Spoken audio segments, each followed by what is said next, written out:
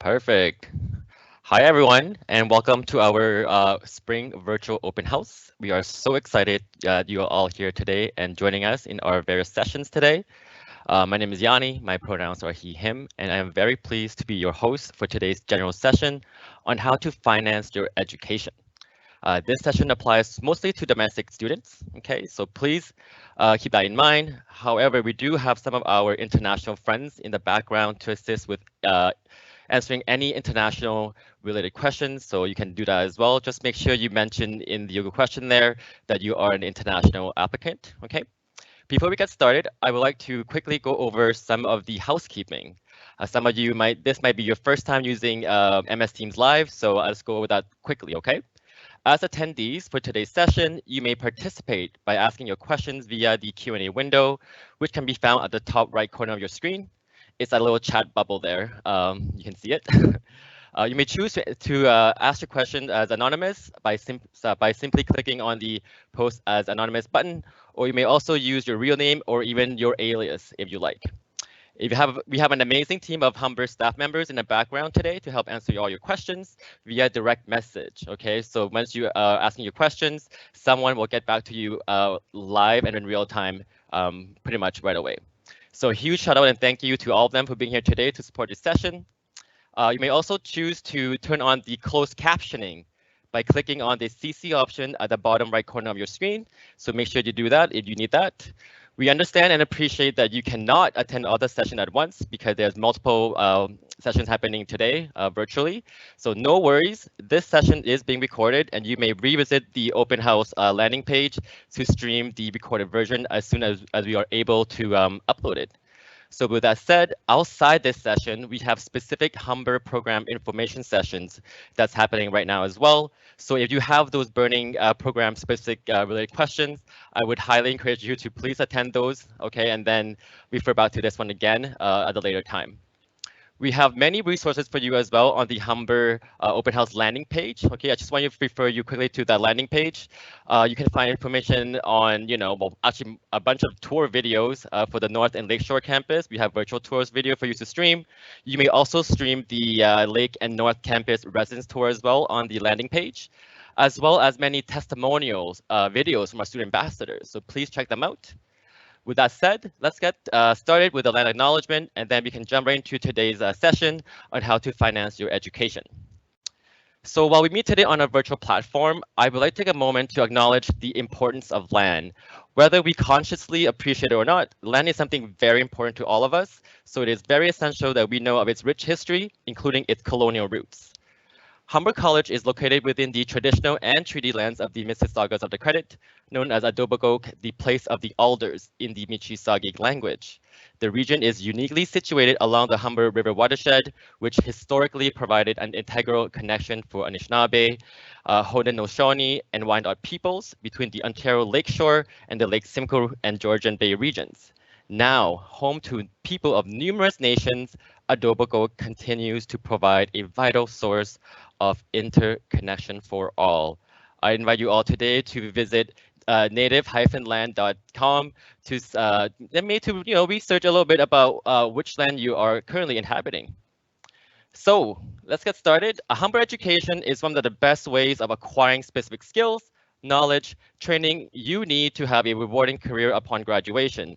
However, it's important to understand that there are various expenses such as tuition fees, textbooks, supplies, housing, transportation, you name it, everything costs money that you will need to consider. Therefore, this session is so important because you will learn about some of the ways to help finance all of that, right?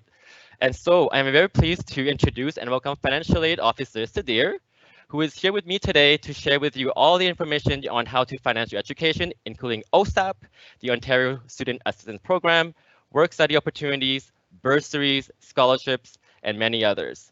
Sudhir and his team have been helping and continues to help thousands of Humber students, each with various personal circumstances and, just connecting them with various financial resources so they can actually invest in their schooling. So let's bring in our speaker. Sudhir, are you there? Yes, thanks, Yanni. As Yanni said, yeah, my name is Sadir. I work in the financial aid office at Humber College. And yeah, we'll be going over how you can finance your education. Obviously, this is going to be a big question in most students' minds. So we'll try to be as descriptive as possible. And to remind you, we do have team members in the chat. So if you have any questions along the way, definitely put them in the chat and one of the team members will answer your questions. Okay, so there are more than one option. There are a few resources that you have available to you to fund your post-secondary education. First and foremost, the biggest one and one you'll be most familiar with is OSAP, as Yanni said, the Ontario Student Assistance Program.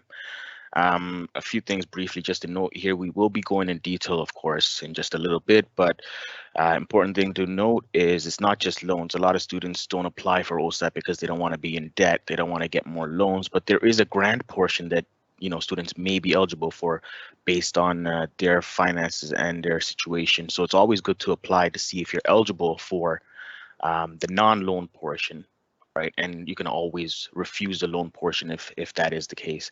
But we'll go into that in a little bit.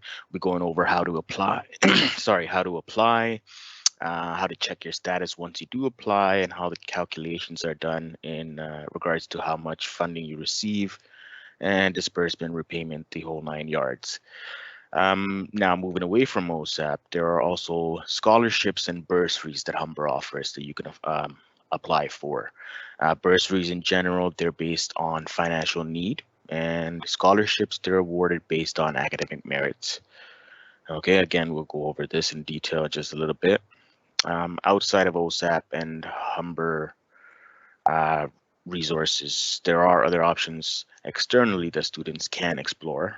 There are student lines of credit, off-campus employment, and scholarships provided by external institutions. Okay. Okay, so what is OSAP? So it's the Ontario Student Assistance Program. Okay, this program is government funded by both the federal and the provincial level of government. Okay, and the OSAP is, like I said, not just loans necessarily, depending on your financial situation and living situation. There's a lot of factors that go into calculating and determining funding eligibility. You may be eligible for grants as well. So the loan, as the name suggests, you have to pay it back at some point. The grant portion of your funding, you don't have to pay back. And you're considered for loans and grants for each of the types of funding, meaning loans and grants for the federal funding and loans and grants for the provincial funding. So essentially, there are 4 portions of funding that you're automatically considered for when you apply for OSAP. So federal loans is one, federal grants, provincial loans, provincial grants. Okay, and you don't need to apply for them separately. Just one general application for OSAP will automatically consider you for all 4 portions of funding.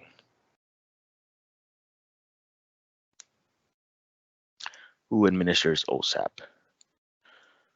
So at the top, we have the MTCU, the Ministry of Training Colleges and Universities. They're who they are who provide funding. Okay, underneath them is both the Financial Aid Office and the National Student Loan Service Center. So the Financial Aid Office and the National Student Loan Service Center each perform different functions underneath the MTCU to facilitate OSAP funding. Okay, so Financial Aid Office, what we do is we will help students with the application. Once the application is submitted, we process the supporting documentation, and final stages, we confirm that the student is actually enrolled. And obviously, we field any questions that the students may have about their OSAP funding. Now, the National Student Loan Service Center, once we confirm that the student is enrolled, we send that information to the National Student Loan Service Center. They're the ones who disperse the funding once everything is confirmed. And once it's time for repayment, they're the ones who the students will pay back.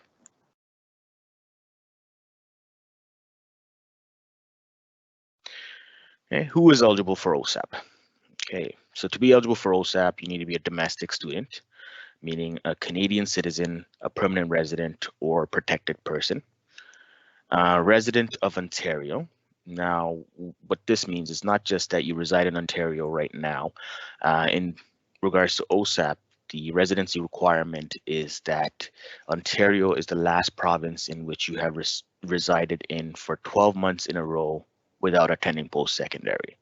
And this is just to see if you've resided in any other province for that amount of time, in which case you would have to apply for student aid through that province's student aid institution.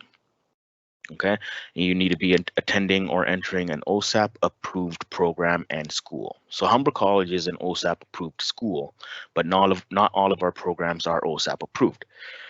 But that being said, generally speaking, all of our Ontario College Certificate and Ontario Graduate Certificate, diploma, and degree programs are OSAP approved. Whereas we have some continuing education programs, and they're mostly done through part-time, and they're not funded because the ministry is only funding full-time programs. Now, all this being said, as long as you meet this criteria, you can apply for OSAP. There are all different kinds of students, new students, students who are returning to school for a different program after entering the work field, or whatever, right? Whatever your situation, as long as you meet this criteria, you can apply for OSAP. Okay, how to apply. Okay, easiest way is the online application. There's a website right there, ontario.ca/OSAP, or you can simply just type in osap.ca. It'll take you to the same spot. Okay, and if you've never applied for OSAP before, your first step would obviously be to go on there and register. You have to create an account, and your account will be anchored on your SIN. That's the main thing you'll need. So once you enter your SIN, fill in all the personal information and create your account's all set up, you can then submit applications for any available academic year. Now, typically speaking, OSAP applications become available the June directly before the academic year starts. So for 2022-2023, it should be available June, but luckily enough, this year the ministry has made it available early. It is actually available right now. So any students watching this presentation right now who are looking to apply for OSAP for the upcoming academic year, you can do so right now. And yes, so there is also a paper application, okay? But we strongly encourage the online application for a number of reasons. The first, the online application is just so much easier. Okay, once you submit an online application, since it's in the system already, the system will generate an estimate immediately, which gives you an idea how much funding you would be receiving. Secondly, it will tell you supporting documentation you need to submit. Sorry, and you can do that online. Another main thing is the paper application. I've received a few in the past, and there's always one thing or one or two things that are off. And then if one or two things are off in a paper application, we can't accept the entire thing. Right. And the thing about the online application is that if you do make a mistake, mainly, leave a field blank or something like that, the system will alert you and, prompt you to fill in that blank or make any corrections before moving forward. So there are less chances that things are going to get delayed. So definitely online application is the way to go, but if for some reason you cannot do so, we do have the paper application that's available. OSAP deadlines, okay? So for a full-time student enrolled in a full-time course load, OSAP applications must be submitted before 60 days before the end of your study period. Okay, for part-time study periods of 21 weeks or more, same deadline, 60 days before the end of your study period. But for part-time study periods of 20 weeks or less, sorry, that's a typo there. For 20 weeks or less, it's 40 days before the end of your study period. Okay, and for all three full-time, part-time study periods, regardless of length of study period, supporting documentation must be submitted no later than 40 days before the end of your study period. Okay, so how do you determine whether you're full-time or part-time? So for full-time studies, it's very simple. You need to be enrolled in at least a 60% course load. Okay, Now, if you're a student with a registered permanent disability, meaning you have accommodations through the Accessible Learning Services and you have submitted a disability verification form on your OSAP, which will be a form that will be prompted that you need to submit once you select that option on your OSAP application. So once that's registered, you can be considered to be in a full-time course load with just a 40% course load. Okay, for part-time OSAP, you need to be registered in a course load between 20% and 59%. Okay, and how we get this calculation of what your course load is we go by the academic progress. Okay, so you have to review the number of courses in the semester that you're taking the courses in. Okay, and see how many courses that you're in. Right now, it's not about the number of courses, it's about the number of credits. Okay, so we'll go over that in just a second. So this is an example of what your academic progress might look like. I just took a snippet of just one semester of a program. Okay, so if you can see in the second last column on the right there, it lists the credits. Okay, see the courses on the left side and the credits on the right there. So you see there's 1 6-credit course. Not all courses are weighted the same. Okay, so that's why when we calculate course load, we look at the number of credits as opposed to the courses. So if we total all of that up, we can see that in semester 1, there's a total of 21 credits. Okay, this student happened to take all of the courses, so 21 divided by 21, they're in 100% course load. Okay, but in this case, if you do the math, for a student who does not have a disability, they need to be taking at least 15 credits to be considered full-time. So it would be 5 3-credit courses or 1 6-credit and 3 3-credit courses, whatever, any combination to make 15 credits. Okay. Another thing to note is there are certain programs with courses with 0 credits for some courses, as you can see here for professional practice. In these cases, it's important to remember this course will not be counted towards your course load. Okay, so it would not be included in the calculation. Also, in this case, there's a transferred course, RIT 100. Student got exempted. The student is not taking it, so this will not be counted in the course load as well. Another thing to remember when calculating course load is courses that have been completed in the past and you're taking now again as a repeat, either to upgrade or just for fun, whatever the reason, it will not be counted towards your course load because it's no longer a requirement for you to graduate from your program.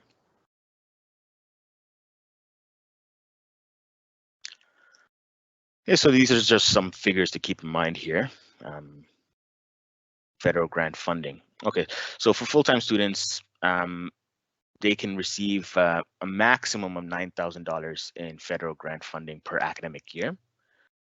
And Skills Boost Top Up to the Canada Student Grant is another federal grant. Through this grant, students can receive a maximum of $2,400 per academic year.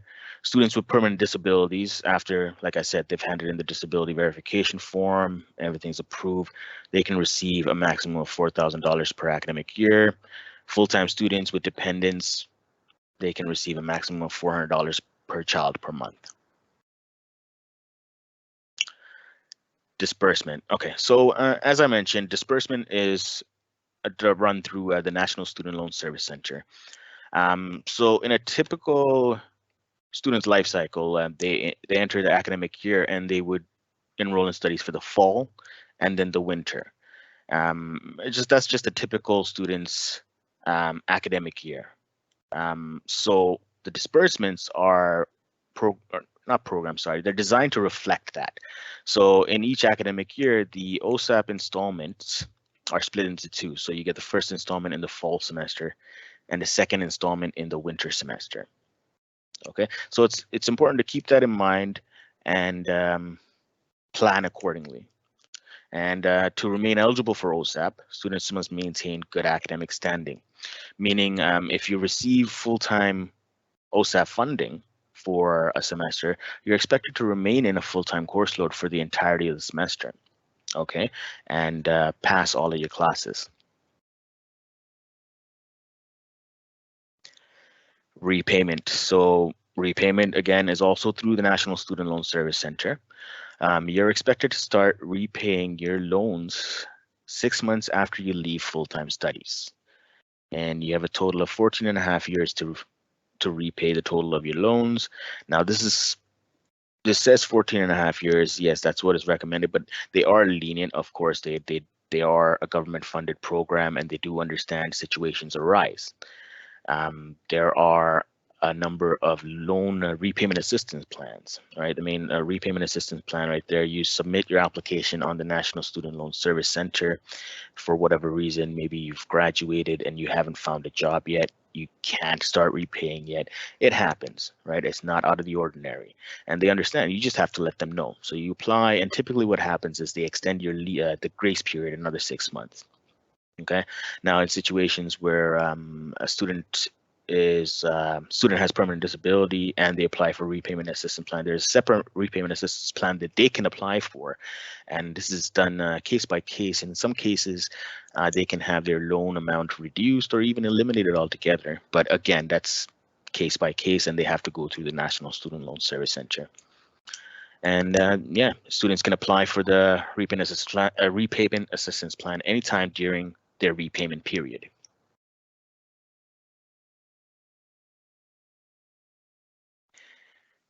Continuation of interest-free status. Okay, so this is another part of OSAP. Now, students who have had OSAP previously, OSAP loans, okay, in a coming academic year, if they decide that they don't want to apply for OSAP for some reason, or maybe they become ineligible for OSAP, either through poor academic standing or what have you. They can apply for what's called a continuation of interest-free status. Now, what this does is it lets the ministry know that you're still back in school mainly. That's a big thing. Okay. And it stops repayment on previous OSAP loans and stops interest charges. Okay. In order to be eligible for this, though, you need to be enrolled in a full-time course load. Okay. And you can, when to apply, you can apply as early as 15 days before the start of your study period and as late as 21 days before the end of your study period. And how you apply is very similar to just submitting an OSAP application. You'll have to go on the website and submit the application. You'll see it next to the OSAP application. Important thing to remember about this is the continuation of interest-free status. You only apply for it if you have previous full-time loans and you're now a full-time student.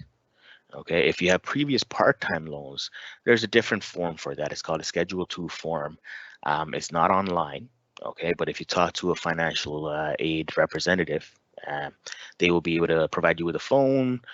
You just submit the form to them, and the financial aid representative would have to send that to the ministry for review.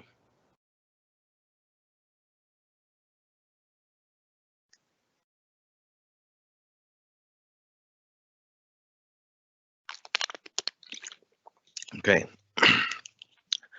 So moving away from OSAP for a little bit.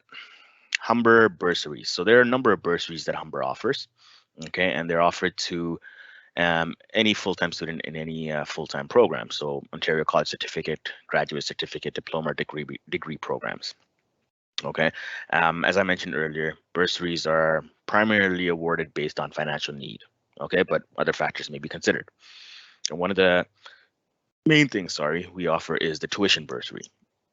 Okay, it's based on financial need, and we offer it every year. The application goes up on the My Humber account, and that's where you'd apply for it. Okay.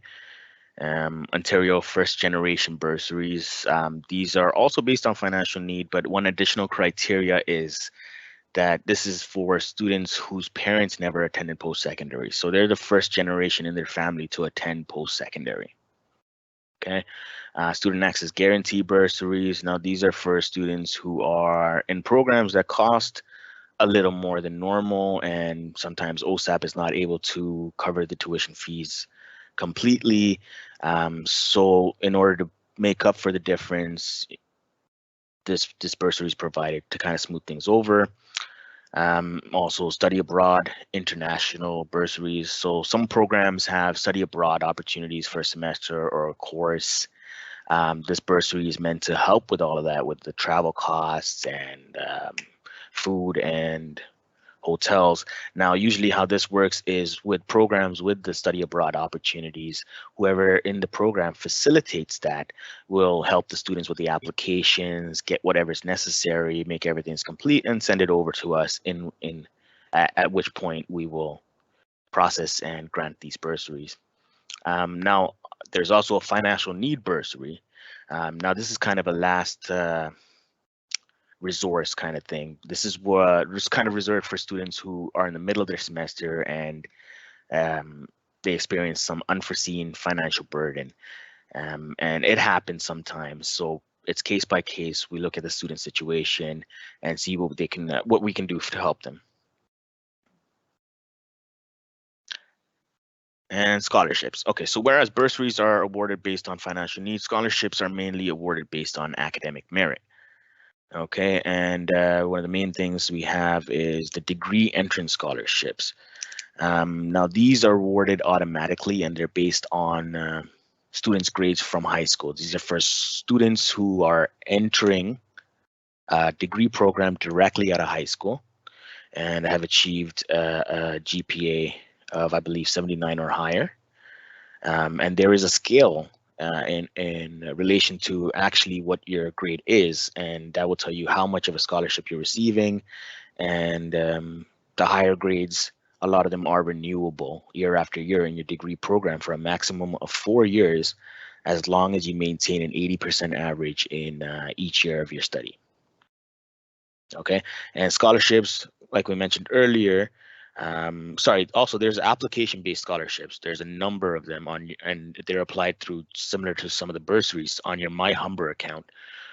You will go to them right now. There's a general application that will consider you for all scholarships that you qualify for.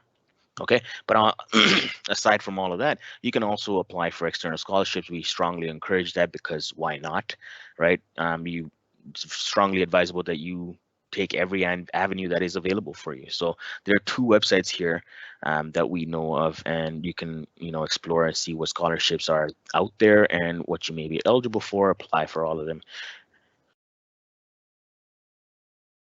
Okay, other options aside from OSAP bursary scholarships. There is a student line of credit that you can apply through banks.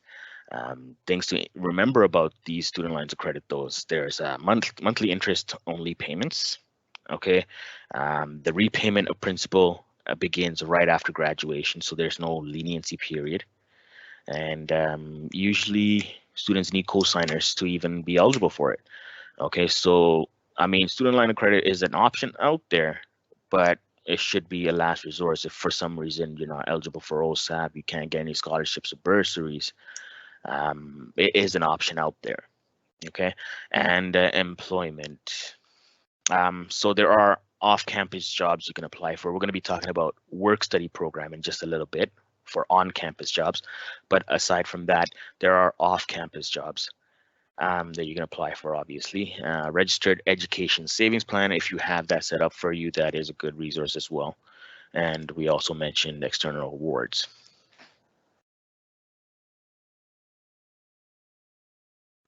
Okay, so the work study program is a great program.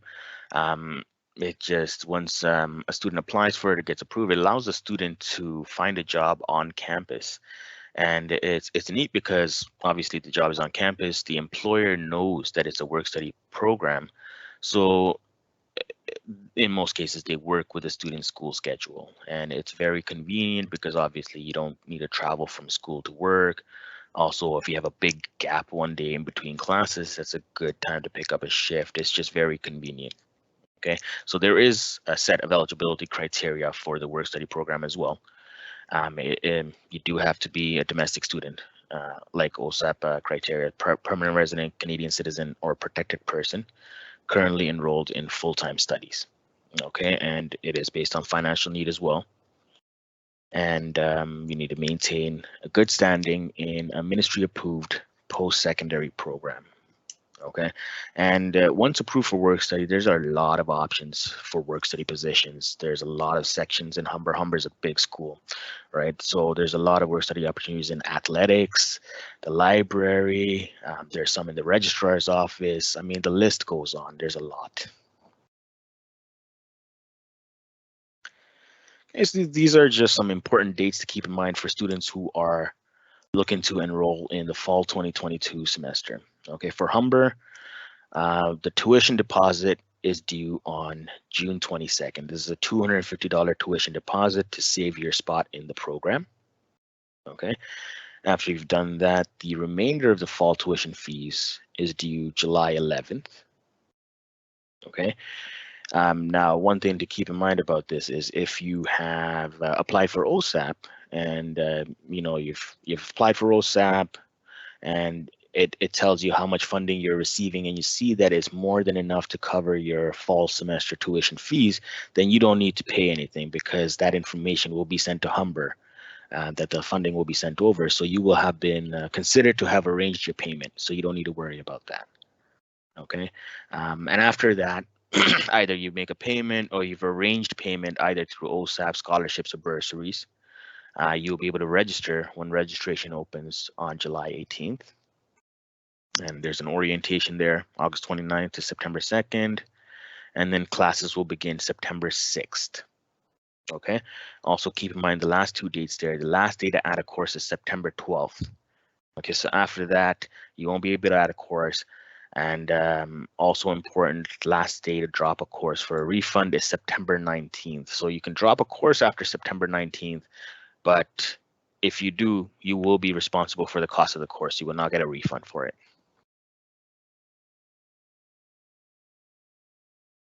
Okay, budgeting. Okay, so this is very, very important for students, for a lot of students who are just entering the post-secondary world. I mean, it's their first time, I mean, being an adult in some cases. So they're not really aware of the importance of budgeting, right? Um, Very important to make a plan. You have to, what helps me is putting things on paper, right? You got to see what your resources are. And that could include OSAP, scholarship, bursaries, any income coming in through employment, savings, what have you, and then you're gonna look at your expenses, what's going out. That will be your tuition costs, textbook, food, rent if you're not living with your parents, and you're gonna subtract that. You're gonna subtract your income by your expenses and see where we're at. If you see a negative number, that's not a good sign, right? You're spending more than that's what's coming in, so that's a good point to make plans to either reduce your income, increase your income resources, or both. But in either case, right, what you want to do is set a plan, see what the situation is, and act accordingly. The main problem a lot of students have is they just spend without thinking. Okay, so just having that foresight and the initiative to budget is just going to help and go a long way. Okay, that's all I have for the presentation. We have our contact information there. You can check out our website. If you have any questions, either general or personal, or sorry, not general or specific, you can email finate@humber.ca or call us at 416-675-3111 and select option 4 on the phone menu to pay passed on to us. Our operating hours are Monday to Friday, 8:30 a.m. to 4:30 p.m. We are seeing students in person at the time through appointment only though. So if you do want to talk to someone in person, give us a call and we'll try to help you over the phone. If it is something that needs to be dealt with in person, we'll definitely set up an appointment and be on our way. That's all I have. Perfect. Thank you so much, Sudhir. That was a lot of info, but very great information for our students coming to Humber, especially for fall students, right? So thank you for all that information. I think that's fantastic. So we do have a few minutes here to, just revisit a little bit what you've discussed, right? And just in case folks are joining us later and they might miss some of the information that you actually, have been, referring to. So for example, here, when I was a student, I always think that the OCAS application, sorry, the OSAP application process can be tedious. do you know how long um, it would take approximately to just, fill that out, or is that depends? It's funny you say that, but no, typically speaking, to answer your question, it shouldn't take more than 15 minutes, depending on your situation. It may take a little longer to gather some information, but typically 15 minutes. What they've added in the recent years is an additional step in the beginning. It's kind of like a quiz. It gives you the Ah, information, details about OSAP, and tests you on it. Just because we've had issues in the past where students, get caught up in something because they didn't know. So they want to mhm. make sure students know what they're getting into, right? In regards to loans and grants, what the difference between them is, and so it's just an additional step just to educate them. So maybe 15 years before, 15 minutes before, and 20 minutes now since the recent edition. Yeah. Great. So it's not that long, right? Again, No, it's just not at all. just a matter of entering information to be truthful as possible, and avoid like delays and stuff like that, right? So Exactly. absolutely. So you mentioned grant as well, right? So my question for you is, what happens to that grant should student, you know, maybe drop off of the program, something happened along the line. They got the grant though through OSAB. What Mhm. happened to that money once should they, drop out or stuff like that? Good question. So, like I mentioned in the presentation, in order to be eligible for OSAP funding, you need to be maintaining good academic standing. If you receive full-time funding, you need to remain in a full-time course load for the entirety of the study period. Now, like you say, if a student receives funding and then withdraws or drops to a part-time after receiving full-time funding, those grants will be not all of it. It depends on when they withdraw, when they drop to a part-time. There's a calculation that's done, but part of their grants may be converted into loans. Okay, that's very important to know. Yes, it is. Right? So again, for paying, tuning in today and maybe later on watching this, please be mindful of that, right? Again, you don't want any surprises, okay? So there is a risk to it as well. So make sure you are adhering to what the requirements are. And if you have any, concerns, etc., always reach out to the financial aid team so that they can actually advise you accordingly, right? That's a good point. Yeah, and we recommend it to all students. When you're trying to make a plan or a change in your schedule, dropping courses and stuff like that. Yeah, talk to your academic advisor for academic planning. But if you have OSAP, also reach out to us to find out what the impact on your OSAP application will be. Perfect. And also because I remember during your presentation there, you talked about the aid estimator, Yes. right? I think that's an excellent tool. Mhm. Absolutely, right? Again, just to gauge a little bit what type of, funding, grants and loans in this case, Yeah. so that they can benefit from. But again, this is just an estimator, so it's not set in stone. Is that correct? Exactly, exactly. Like you said, it's a very good tool. Sometimes it's very close, sometimes it's off. The thing about the estimator you got to keep in mind is it doesn't take into consideration everything that's factored into an OSAP calculation, right? It's meant to be very brief, it's meant to be very vague, just give you a rough idea, but case by case, some situations are a little more complex. And when you actually submit your OSAP application, you're going to get a different number. So use the estimator tool, sure, but if you get a different number on your OSAP application, reach out to a financial aid representative just to make sure everything is perfect, everything's done right, there's no mistakes. But just keep in mind, it might be the case where your actual funding is different from your estimator. Perfect, right? So, for example, the aid estimator, it's there right now, right? Although students are applying for fall, but is the aid estimator live? Is it live right now? Like, can they It pursue should that? be. It should be. I Yeah. mean, the application's available, so I can't see why the estimator. Okay, perfect. So everyone, so ontario.ca / OSAP, check that out and click on the aid estimator just to get you an idea how much funding opportunities you can be getting. Alrighty. And Sudhir, so you talk about OSAP. So this is for residents of Ontario. Sometimes for my work, I do get a lot of questions as well about folks coming from other provinces. Hmm. In this case here, what should they do? Should they be looking at the equivalent OSAP program within Quebec, for example? That's exactly right. Yeah. So what they do is they'd apply for funding through for Quebec, for example, it's Quebec Student Aid. And it's done a little differently. They do most of the things through that portal, right? Because OSAP has its own portal, and as a financial aid employee within Ontario, I have access to the staff side of that, right? I do not have access to Quebec's version of that, right? Obviously, so they have to do mainly everything with the ministry, And there's one part that they will have to hand out to us. It's the final stage is the confirmation of enrollment, because only the school can do that, right? So they will be provided with what's called a confirmation of enrollment form. Once they've submitted their application through that province's portal and submitted all other supporting documents, we get that. We make sure that they're actually enrolled in whatever course load they're saying they're enrolled in, sign it off, put our stamp on it, and we give it back either to them or to the ministry. Perfect. Sudhir, that was excellent. Thank you again for sharing all this valuable information with our, our students today.